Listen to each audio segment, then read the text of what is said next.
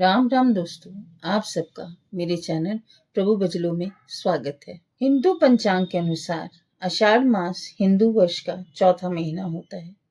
इस महीने की समाप्ति के बाद वर्षा ऋतु प्रारंभ होती है। धार्मिक रूप से अमावस्या तिथि को अत्यधिक महत्वपूर्ण माना गया है। साथ ही आषाढ़ अमावस्या को दान पुण्य व पितरों की आत्मा की शांति के लिए किए जाने वाले धार्मिक कार्य विशेष फलदायी माने जाते हैं। ये अमावस्या किसानों के लिए भी विशेष महत्व रखती है, क्योंकि इस दिन हल और खेती में उपयोग होने वाले उपकरणों की पूजा की जाती है। इसलिए इसे हलहारिणी अमावस्या भी कहा जाता है।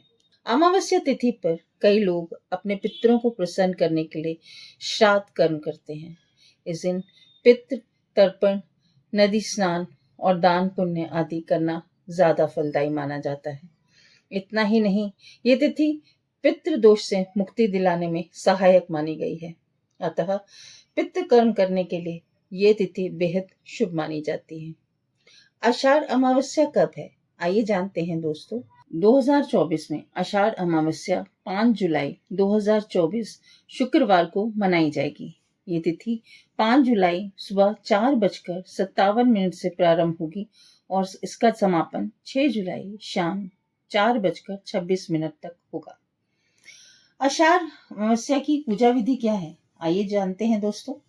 इस दिन ब्रह्म मुहूर्त में उठकर किसी नदी, जलाशय या कुंड आदि में स्नान करें और सूर्य देव को अर्घ्य देने के बाद पितरों का तर्पण करें। इसके अलावा इस दिन पितरों की आत्मा की शांति के लिए उपवास करें। इस दिन घर के मंदिर की सफाई करें और वहां दीप जलाएं। आपको बता दें, इस दिन भगवान शिव की पूजा अर्चना करने का विशेष महत्व है। इसलिए घर के मंदिर में भगवान शिव की प्रतिमा को स्थापित करें। इसके बाद आप भगवान शंकर की प्रतिमा को तिलक लगाकर उन्हें रोली, नैवेद्य, पुष्प, अक्षत, धूप, मिष्ठान, फल, पंचामृत आदि पूजा सामग्री अर्पित करें। पूजा सामग्री अर्पित करने के बाद आप आषाढ़ अमावस्या की व्रत कथा का श्रवण करें और आरती के साथ पूजा का समापन करें। पूजा के बाद आप फलाहार ग्रहण कर सकते हैं। व्रत का पारण अगले दिन भगवान की पूजा अर्चना के बाद ही करें।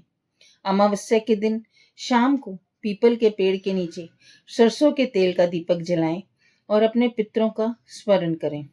आषाढ़ अमावस्या में क्या करें और क्या ना करें, आइए ये भी जानते हैं। आषाढ़ अमावस्या के दिन दान पुण्य के कार्य जरूर करने चाहिए।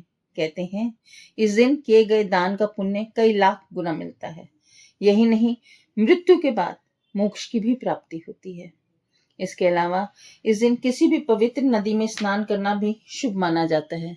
साथ ही इस दिन पीपल की पूजा का भी विशेष विधान है। आषाढ़ अमावस्या के दिन किसी भी महत्वपूर्ण वस्तु की खरीदारी या बिक्री भूलकर भी नहीं करनी चाहिए। साथ ही किसी भी निर्धन या याचक को अपने घर से खाली हाथ नहीं लौटाना चाहिए। इसके अलावा इस दिन किसी से भी कटु शब्द का प्रयोग गलती से भी नहीं करना चाहिए। ना ही इस दिन मांस मदिरा का सेवन करना चाहिए। संभव हो सके तो इस दिन तिल के तेल का सेवन का भी परहेज करना चाहिए। इस दिन आपको कुत्ते को, कौवे को और गाय को भोजन देना चाहिए। ये अच्छा माना जाता है। आइए जानते हैं आषाढ़ अमावस्या की व्रत कथा।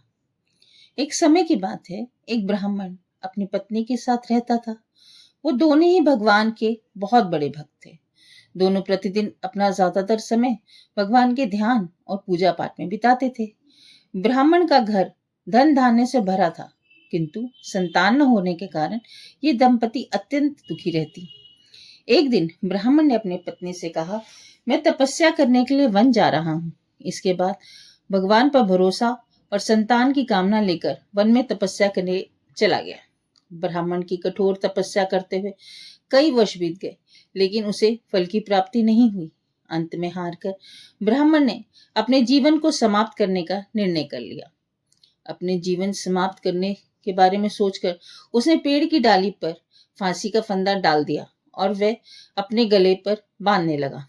तभी वहां पर सुख अमावस्या प्रकट होकर बोली, हे ब्राह्मण, तुम्हारे भाग्य में 7 जन्म तक कोई संतान नहीं लिखी, किंतु मैं तुम्हें 2 कन्या का वरदान देती हूँ। तुम अपनी एक कन्या का नाम अमावस्या रखना और दूसरी का नाम पूनम। तुम अपनी स्त्री से कहना वे 1 वर्ष तक सुख अमावस्या का व्रत रखे और अमावस्या के दिन 1 कटोरी चावल भरकर उस पर दक्षिणा रखकर दान में दे दे। सुख अमावस्या की बात सुनकर ब्राह्मण घर आया और ये पूरा वृत्तांत अपनी पत्नी को सुनाया। सुख अमावस्या के आदेश के अनुसार ब्राह्मणी ने व्रत रखना आरंभ किया। कुछ दिनों बाद ब्राह्मण के घर 2 कन्याओं ने जन्म लिया, जिनमें से एक कन्या का नाम अमावस्या और दूसरी का नाम पूनम रखा गया।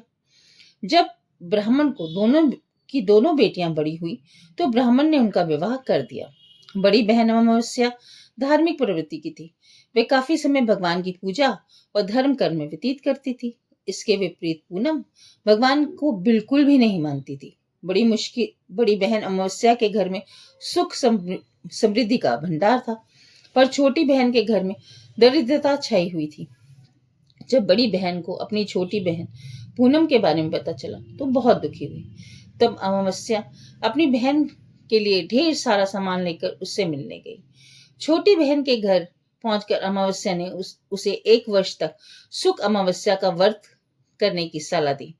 साथ ही अमावस्या ने व्रत को विधि पूर्वक करने के बारे में पूनम को बताते हुए ये भी कहा, तुम 1 वर्ष तक सुख अमावस्या का व्रत करना और 1 कटोरे में चावल भरकर उसे दान कर देना। ऐसा करने से तुम्हारे सभी कष्ट दूर हो जाएंगे और घर में सुख समृद्धि आएगी। पूनम ने अपनी बहन की बात को मानते हुए बिल्कुल ऐसा ही किया, जिसके 1 साल बाद पूनम का घर धन धान्य से भर गया और उसके घर में एक बेटे ने जन्म लिया। इस प्रकार जो भी विधि पूर्वक सुख अमावस्या का व्रत करता है उसके घर में सुख समृद्धि आती है। दोस्तों, इस तरह आप भी भगवान का सिमरन करें, उन पर आस्था रखें और भगवान आप पर कल्याण करेंगे। जय श्री राम।